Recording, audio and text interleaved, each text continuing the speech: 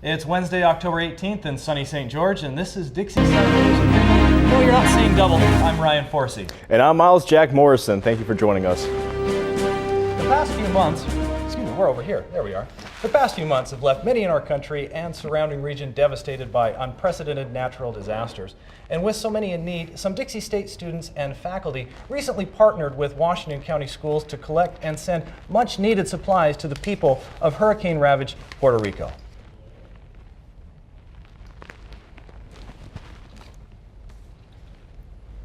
The volleyball team and how generous they were in this time of need. It wasn't just Dixie State either. Some local residents and businesses pitched in as well, donating essential supplies like blankets, paper plates, bottled water, feminine hygiene products, soap and shampoo, and other basic needs the people of the country are in desperate need for. In only a few days, enough supplies were collected that 2 separate plane shipments were needed to transport it to Puerto Rico. The first plane carrying the supplies left October 4th, and the second departed October 13th. No doubt delivering some much-needed relief and hope to the people in that country.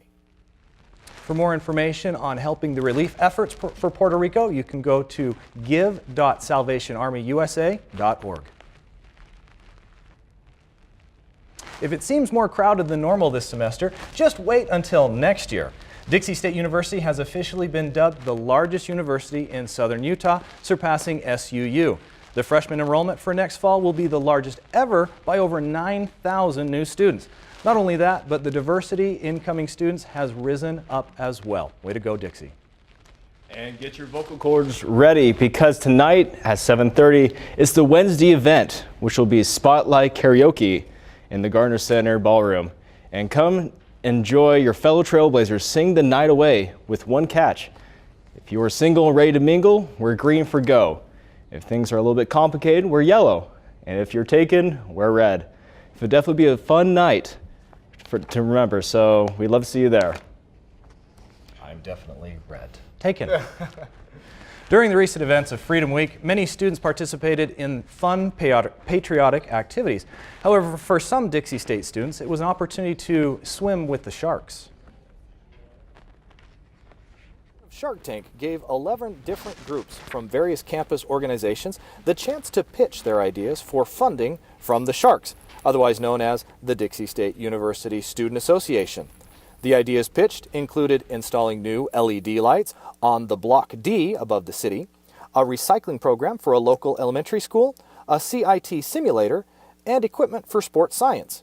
The good news: the Sharks were feeling generous, and after 5 days of deliberation, dispersed various award amounts to all the groups, totaling $3,000. Now, if you have an idea for your campus organization, Dixie State Shark Tank will return next fall. The awards given to all organizations are allocated by the state through the collection of student fees, making it possible for the annual event. Well, it's homecoming week right around the corner, and this year Dixie is going to be epic. Chaos, the Halloween event of St. George, will be held Saturday, October 28th, and these events will include a reptile room, a haunted house, and much more. There will also be other fun activities throughout the week, like free food, the Miss Dixie State pageant, so get on out there and show your pride, Dixie State. Well, there's always something fun going around here at Dixie. And Halloween is coming early for Dixie State, with the Special Needs Carnival also taking place in the Gardner Ballroom on October 19th at 6 p.m. for this heartwarming event. Both the college students and the community are welcome to come help by wearing their favorite costumes to bring smiles to everyone that's participating. There will be food and candy to give out, and who knows, Brooks the Bison might even stop by. Keeping with the theme of Halloween, Dixie State University's Art Show showcase a series of spooky elements to honor Halloween. Taylor Lewis has more on the story. Hi, I'm here with Ryan Heinlein, and we're standing inside Dixie State University's art show. Can you tell me a little bit about why you decided to attend? I've always loved Halloween. Halloween is one of my favorite holidays, and I just heard that they were doing a kind of spooky art show, and my friends and I thought, you know, why not? We all love art, so why not come down and check it out? Did you get to personally talk to any of the artists? I did. I got to talk to Kirk. He won first place for his piece, and I was just asking him about like what it was made of, what inspired him, and he's a really inspiring person. Like he's really into what he does, and that's amazing. And is there anything else you'd like to add? No, I think that the art show is having a costume party on the 27th, and I'm going to be here, so everybody else should come. Are they judging for best costume? They are, and they're handing out prizes at 7. Thank you so much for that information. And for students who are interested in attending the Halloween art show, it's in the North Plaza Gallery. I'm Taylor Lewis for Dixie Sun News. The gallery will remain open until 5 p.m. on October 31st. Well, some call it fall, others call it autumn, but again, I think one thing we can all agree on with this Halloween season is it's pumpkin season. Now, from pumpkin-flavored coffee and smoothies to pumpkin-inspired cookies and granola bars, or my personal favorite, pumpkin chocolate chip cookies, pretty much every food brand has capitalized on the pumpkin obsession. Dixie Sun News reporter Ashley Gadani went around the campus and asked students what their favorite fall food is. Hello Trailblazers, this is Ashley Gadani, and today I asked some students around campus what their favorite fall food is. So let's get seeing what their responses were. I love pumpkin everything. I know it's like super white girl, but I love pumpkin shakes, pumpkin pie, pumpkin cookies. I like pies in general. They're pretty great. I really love taco soup with cornbread, as well as my favorite dessert is caramel apples and the candy corn. I like anything pumpkin. I think my favorite is the pumpkin pie from Costco. So for fall food, I really enjoy everything pumpkin. Pumpkin spice lattes, pumpkin seeds, and the pumpkin chocolate chip cookies. Those are quite delicious and they're great just for fall. I really enjoy pumpkin pie with whipped cream on top. It's really good. It's my favorite. Thanksgiving dinner is my favorite time in the fall, and that's because of the food, and I get to be with my family, and it's the best. I really like pumpkin chocolate chip cookies. I really like pumpkin pie with whipped cream, but just the whipped cream on top of the pumpkin pie. So I'm a really big fan of the vanilla bean frap with a hint of pumpkin spice. Oh, wow. After watching those responses, I'd like to say it's officially pumpkin season. I don't know about you, but I'm really excited. Dixie Sun News reporter Ashley Gadani, back to live studio. Have a great week, Trailblazers. It's actually quite funny. Pumpkin chocolate chips are my weakness too. For some, one of the best parts of fall is decorating the house, or here on campus, decorating the dorm. However, decorating can be quite expensive quickly. Dixie Sun reporter Stephanie Dupar has some fall DIY crafts you can make under 30 minutes and under $10. Share with you some DIY fall crafts. So first up, we're going to have a rose gold pumpkin. This one's very quick, very easy. All you need is a plastic pumpkin. I got mine at Target for $1. You're also going to need some spray paint. I chose rose gold because it's very trendy and still fun for fall. You're just going to take it outside, spray paint it, and then there's a before and after of the pumpkin. Next up, we're going to have a fall garland, which is perfect for hanging on your walls or over your bed, just really anywhere in the dorm. So you're going to need some paper pumpkins, some twine, and a hot glue gun. First off, you're going to lay out your twine. I like to attach a loop at the end so I can hang it up easier, and you're going to line up the pumpkins to exactly where you want them on the string. Next, you're going to flip the pumpkins over, and then you're going to go ahead and start hot gluing your pumpkins. You're going to hot glue right over the twine right in the center of the pumpkins, and repeat for the entire garland. Let the glue dry for about 5 minutes, and then you are all done. This is what the garland looks like when it's all finished, and go ahead and hang it up in your dorm, hang it up over your bed, anywhere you want. For Dixie Sun News, this is Stephanie Dupar. With the stress of college life, sometimes we forget to take care of ourselves. Join us in the studio today to show us how to take care of our skin with Mary Kay's new skincare products is licensed cosmetologist Sarah Kunzler. Hello, Sarah. Hi, everybody. Thank you so much for joining me in the studio today with Mary Kay. This is one of my favorite products to use for skincare. I love it because it's so versatile for all those different skincare types out there. Right here we have Clear Proof. This is for people who have acne-prone skin, skin that is very dry or oily. This is really good, awesome stuff to use. And then for those who just want to take care of your skin, make sure it still stays vibrant, young looking, we have our Mary Kay Time Wise product. Here we are just going to talk about some simple things that you can do in the morning. You're going to make sure you want to wash your face off just from sleeping that night and put on a sunscreen, which is the daytime time usage. It has sunscreen in it, which is great for going outside. Even if you're outside just a little bit of time, the sun can be very damaging to the skin. So make sure you put on some sunscreen. And then here at night, you're going to put on, after you wash your face, you're going to put on a nighttime solution, which is also going to help with taking care of all of that for the next day when you wake up. And then the greatest thing that I love about Mary Kay is they have these little brushes. They are great for acne-prone skin or just regular skin. And what you're going to do is you're going to turn on, you're going to put your little cleanser on it, and then just brush gently, letting the brush do the work. You don't want to push too hard or too soft on the skin, but make sure you get a good light pressure. You're going to want to go in the T-zone area and then next to the cheeks. And then over here, we have one thing that I love about Mary Kay, which is going to be this little vitamin C square. It's a very tiny, small square. You might not be able to see it on camera, but what you're gonna do is you're gonna add just a few drops of water to it, and it's gonna slowly dissolve in your hand.